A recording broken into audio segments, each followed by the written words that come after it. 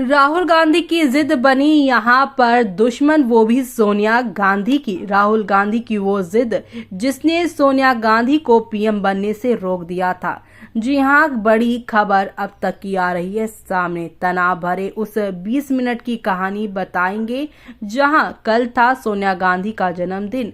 उनसे जुड़ी तमाम खबरें सामने आई और उनमें से एक खबर ये रही कि पीएम बनने वाली थी सोनिया गांधी, लेकिन अपने ही बेटे राहुल गांधी की जिद के आगे वो अपने इस बड़े पद पर नहीं आ पाई। चलिए चलेंगे, जानेंगे खबर को विस्तार से। तब तक आप हमारे चैनल टीसी न्यूज चैनल को लाइक एंड सब्सक्राइब करना ना भूलें।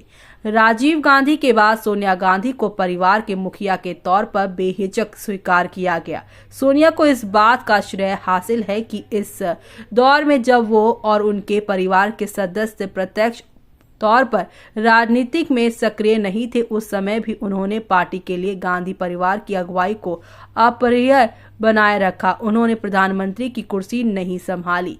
इसके पीछे कई वजह बताई गई, लेकिन राहुल की जिद का भी अहम रोल माना जा रहा है। विरोधी उनके विदेशी मूल पर भले सवाल उठाते रहे हों, लेकिन नेहरू गांधी परिवार के समर्थकों ने राजीव गांधी के बाद सोनिया गांधी को परिवार के मुखिया के तौर पर बेहिचक स्वीकार किया। सोनिया गांधी को इस बात का श्रेय हासिल है कि उस दौर में जब वे और उनके परिवार के सदस्य प्रत्यक्ष तौर पर राजनीतिक में सक्रिय नहीं थे, उस समय भी उन्होंने पार्टी के लिए गांधी परिवार की अगुवाई को अपरिहार्य बनाए रखा। बेशक उन्होंने प्रधानमंत्री की कुर्सी नहीं संभाली, लेकिन नरसिंह राव की सरकार रही हो या डॉक्टर मनमोहन सिंह की अगुवाई वाले यूपीए सरकार के 2 कार्यकाल, इन दोनों प्रधानमंत्रियों के लिए कदम कदम पर सोनिया क्या चाहती हैं इसे जाना माना जरूर रहा था। देश की सबसे पुरानी पार्टी के अध्यक्ष के तौर पर 19 साल का अनवरत लंबा कार्यकाल उनके नाम पे दर्ज। साल 2019 में राहुल गांधी के अध्यक्ष पद से इस्तीफे देने के बाद अंतरिम अध्यक्ष के तौर पर अगले 3 साल कमान संभाल कर उन्होंने एक बार फिर से पार्टी के लिए अपने नेतृत्व और परिवार की अनिवार्यता साबित की थी। अब जब वे प्रत्यक्ष रूप से चुनाव से हटकर राज्यसभा में है, तब भी सिर्फ समर्थकों के लिए ही नहीं बल्कि भाजपा के विरोध में अन्य दलों को कांग्रेस के नजदीक लाने के लिए पार्टी का सर्वाधिक स्वीकार चेहरा वही है। भाजपा और बाकी सारी पार्टियों को वो हमेशा से ही सही से जवाब देती हैं। संजय गांधी की जिंदगी में राजीव गांधी राजनीति से कोई वास्ता नहीं रखते थे। सोनिया की भी राजनीति में कोई दिलचस्पी नहीं थी, यहाँ तक कि संजय के निधन के बाद पति राजीव के राजनीतिक में शामिल होने के 2 वे खिलाफ थी, लेकिन राजीव के इस क्षेत्र से जुड़ाव के साथ ही वो उनका साथ देने लगी। 1981 के राजीव के पहले लोकसभा चुनाव के समय से ही उन्होंने अमेठी की मेड़ों पगडंडियों को नापना और वोट मांगना शुरू कर दिया था।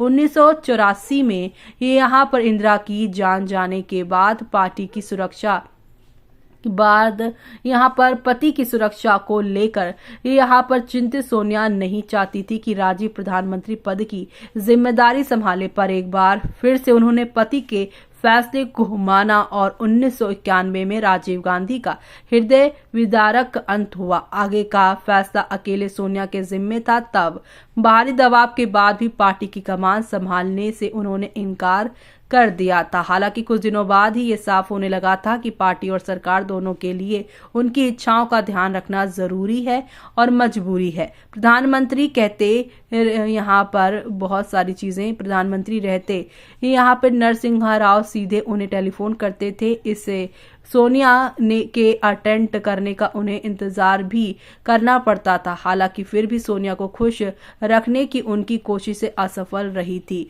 1995 में अमेठी की एक रैली में राजीव गांधी की जब जान यानी हत्याकांड के में कार्रवाई में देरी के बहाने राव सरकार पर सोनिया ने हल्ला बोलकर संकेत दे दिए थे कि अब पर्दे के पीछे से नहीं बल्कि खुले मैदान में अगुवाई के लिए तैयार है। वो सोनिया ने 1900 यहाँ पर जो है 97 में कांग्रेस पार्टी की औपचारिक सदस्यता ग्रहण की। 1998 में उनकी समर्थकों ने सीताराम केसरी को अपमानित करके अध्यक्ष पद से बेदखल किया। सोनिया ने उसी के साथ पार्टी की कमान संभाली। उनकी विदेशी मूल के सवाल पर 1999 में शरद पवार, पीए संगमा और तारिक अनवर का विरोध इतना बड़ा नहीं था जो पार्टी में टूट का कारण बनता। पार्टी अध्यक्ष के तौर पर उनका पहला कार्यकाल साल 2017 तक जारी रहा। इस बीच 1998, 1999 और साल 2014 के चुनाव में पार्टी पराजित हुई। साल 2004 और साल 2009 के चुनावों में सहयोगियों की सहायता से पार्टी को सत्ता हासिल हुई। पार्टी के सत्ता में पहुंचने पर सोनिया ने प्रधानमंत्री पद क्यों नहीं संभाला, इस पर राय बटी हुई है। लेकिन साल 2014 के चुनाव के सबसे बदतर प्रदर्शन, जिनमें पार्टी लोकसभा की 44 सीटों पर सिमट गई, जैसे बुरे हालात में भी पार्टी के भीतर से उनके नेतृत्व पर कभी सवाल नहीं उठा। साल 2019 जब पार्टी को राहुल गांधी के यहां पर नेतृत्व में दूसरी बड़ी शिकस्त मिली और उन्होंने अध्यक्ष पद से इस्तीफा दिया, तब भी अगले 3 वर्षों के लिए पार्टी की कमान सोनिया ने ही संभाली। वोटर पार्टी को लेकर भले खिलाफ फैसले देते रहे हो, लेकिन सोनिया पार्टी पर वर्चस्व और खुद में भरोसा कायम रखने में लगातार कामयाब रही। तो वहीं 1991 में राजीव गांधी के निधन के बाद क्या सोनिया गांधी प्रधानमंत्री बन सकती थी? उस वक्त तक सोनिया ने सक्रिय राजनीति में प्रवेश नहीं किया था। कांग्रेस के पास साफ बहुमत नहीं था। अन्य दल उनके नाम पर राजी होते हैं कि नहीं, इस सवाल पर माथापच्ची बेमतलब है। लेकिन साल 2004 में यकीनन चुनाव पूर्व के उनके गठबंधन और फिर वाम दलों के समर्थन के कारण देश की सबसे महत्वपूर्ण कुर्सी पर उनकी ताजपोशी का रास्ता साफ था। साल 2009 में एक बार फिर उनके लिए पैसा नहीं बल्कि ऐसा ही मौका था। उन्होंने दोनों ही मौकों पर इसे ठुकराया। खुद की जगह डॉक्टर मनमोहन सिंह को नामित किया। सोनिया गांधी के इस फैसले ने सभी को चकित कर दिया था। सत्ता के त्याग ने उनके कद को काफी ऊंचा कर दिया। समर्थकों के लिए वे त्याग की यहाँ पे प्रतिमूर्ति बन गई। लेकिन यूपीए की चेयरपर्सन और नेशनल एडवाइजरी काउंसिलिंग के अध्यक्ष के तौर पर सत्ता पर उनका परोक्ष नियंत्रण ने विरोधियों को उनकी मंशा और संविधानेतर सत्ता पर सवाल खड़े करने के अवसर दिए। 10 साल तक डॉक्टर मनमोहन सिंह प्रधानमंत्री रहे, लेकिन सत्ता की डोर गांधी परिवार के हाथों में रहने के संदेश ने उनकी स्थिति दयनीय बनाए रखी। सोनिया के राजनीतिक सफर के जिक्र के वक्त ये सवाल उठना लाजमी है कि उन्होंने प्रधानमंत्री पद क्यों ठुकराया था। वे देश की सबसे पुरानी पार्टी की कमान संभालते हुए थी। साल 2004 में दूसरी बार लोकसभा के लिए चुनी गई थी। चुनावी राजनीति में सक्रिय किसी भी बड़े नेता के लिए प्रधानमंत्री की कुर्सी सपना होती है। लोकसभा की सदस्य संख्या की अनुकूल गणित और सिर्फ पार्टी ही नहीं बल्कि सहयोगियों के भी अपने नाम पर राजी होने के बाद भी वे ये जिम्मेदारी संभालने के लिए क्यों नहीं तैयार हुई। उस दौर में उनके भरोसेमंद और इस महत्वपूर्ण घटना चक्र के चश्मदीद पूर्व विदेश मंत्री नटवर सिंह ने अपनी आत्मकथा में जो लिखा उसकी पुष्टि तब सोनिया का समर्थन कर रहे विश्वनाथ प्रताप सिंह और सोमनाथ चटर्जी ने भी किया। अफवाह ये भी रही है कि सोनिया के विदेशी मूल के कारण राष्ट्रपति डॉक्टर अब्दुल कलाम उन्हें प्रधानमंत्री पद के लिए आमंत्रित करने को तैयार नहीं थे, लेकिन पद से हटने के बाद कलाम ने इसका खंडन किया था। सोनिया के प्रधानमंत्री पद की शपथ लेने की स्थिति में सुषमा स्वराज के सिर मुंडवाने, सफेद वस्त्र धारण करने, फर्श पर लेटने और सिर्फ सूखे चने चबाने सहित भाजपा के व्यापक विरोध के चलते भी कदम पीछे खींचने की खूब चर्चा थी। लेकिन इन सब से अलग नटवर सिंह ने इस त्याग की कुछ और ही वजह बताई।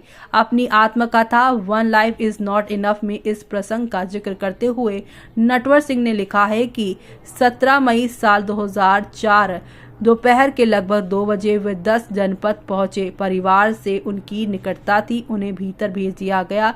कमरे में सोफे पर बैठी सोनिया बेचैन दिख रही थी। मनमोहन सिंह और प्रियंका भी वहां मौजूद थे। सुमन दुबे भी वहां पहुंचे। तभी राहुल वहां आए। सोनिया की ओर से मुखातिब होते हुए राहुल ने कहा, आपको प्रधानमंत्री नहीं बनना है। मेरे पिता की हत्या कर दी गई, दादी की हत्या कर दी गई, 6 महीने में आपको भी मार देंगे। नटवर के अनुसार राहुल ने अपनी बात ना मानने पर किसी हद तक जाने की धमकी दी और मां को अपने फैसले के 24 घंटे तक का वक्त दिया। राहुल के ये कहने पर कि वे अपने प्रधानमंत्री पद स्वीकार करने से रोकने के लिए हर मुमकिन कदम उठाएंगे। परेशान सोनिया की आंखों में आंसू थे, तनाव भरे वो 15-20 मिनट बहुत मुश्किल समय के थे। मनमोहन सिंह बिल्कुल चुप थे। प्रियंका ने कहा था राहुल खिलाफ है और वे कुछ भी कर सकते हैं। राहुल की जिद ने सोनिया गांधी को प्रधानमंत्री की कुर्सी ठुकराने के लिए मजबूर कर दिया था। नीरजा चौधरी ने अपनी किताब हाउ प्राइम मिनिस्टर डिसाइड में लिखा है कि इस घटनाक्रम के कुछ ही दिन बाद नटवर सिंह के अलावा विश्वनाथ प्रताप सिंह, जो उस समय सोनिया के पक्ष में सक्रिय थे, ने भी उन्हें बताया था कि सोनिया के बच्चे नहीं चाहते हैं कि वो प्रधानमंत्री पद स्वीकार करें क्योंकि उनकी जिंदगी खतरे में पड़ने की आशंका में वो डरे हुए हैं। नीरजा से सोमनाथ चटर्जी ने भी विश्वनाथ प्रताप सिंह के कथन की पुष्टि करते हुए कहा था कि हमने तो उन्हें प्रधानमंत्री के तौर पर स्वीकार किया था, लेकिन उनके बच्चे जीवन के लिए खतरा मानते हुए नहीं चाहते थे कि वो इसे स्वीकारें। विश्वनाथ प्रताप सिंह के निकट रहे संतोष भारतीय ने भी अपनी किताब विश्वनाथ प्रताप सिंह, चंद्रशेखर, सोनिया गांधी और मैं में इस प्रसंग का उल्लेख किया है कि नटवर सिंह ने एक पर्ची निकाली और वीपी सिंह को दिखाई। वीपी सिंह ने पढ़ा और 1 मिनट सोचा। उन्होंने दोनों यानी नटवर और फतेहदार से कहा क्या कर सकते हैं, तब उन्होंने फैसला लिया। 10 मिनट बाद दोनों चले गए। भारतीय उत्सुक थे कि आखिर पर्ची में क्या लिखा है। 2 मिनट बाद वीपी सिंह ने बताया कि सोनिया गांधी ने फैसला लिया है कि वो प्रधानमंत्री नहीं बनेंगी बल्कि मनमोहन सिंह को बनाएंगी। क्यों, तब उन्हें भी इसका कारण नहीं पता था, लेकिन शाम को सोनिया के यहाँ से कोई आया जिसे वीपी को बताया है कि सोनिया के दोनों बच्चे उनके प्रधानमंत्री बनने के पूरी तौर पर विरोधी हैं क्योंकि दोनों पिता को खो चुके थे और नहीं चाहते थे कि उनकी मां किसी खतरे में जाए। ऐसे में अब इस पूरी खबर पर आपका क्या कहना है, हमें कमेंट बॉक्स में कमेंट करके बताना बिल्कुल ना भूलें आप।